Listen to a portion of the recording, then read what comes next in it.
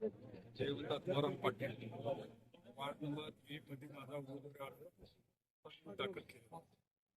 गेले 25 वर्ष नगरपालिकेत काम करतो.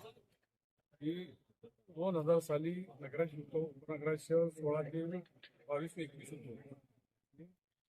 कराडच्या सेवेसाठी 25 वर्ष योगदान आहे.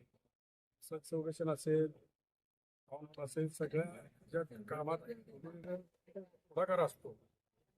माझी उमेदवारी नगराध्यक्षाची होती, पण काय अडचणीमुळं होऊ शकलो नाही. त्यामुळं मला लोकशाही आघाडीकडं उमेदवारी माझी निश्चित केलेली आहे. मला या वार्डामध्ये लोकांनी येण्याचा आग्रह केला, त्यामुळे मी एक नंबर भरलेला आहे.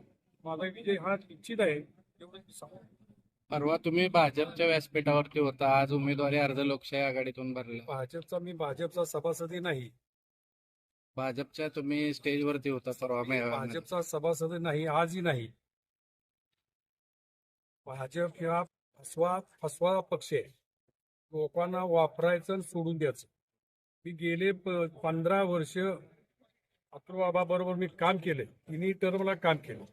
ज्या वेळेला संधी आली ओपनची, त्यावेळेला हे फक्त भाजपचीच लोक फक्त पाहिजे असतात.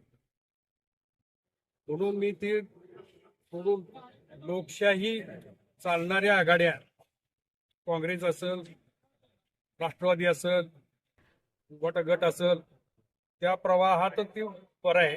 कारण लोकशाही भाजपच्या बिलकुल कराडमध्ये त्याचा उपयोग होणार नाही.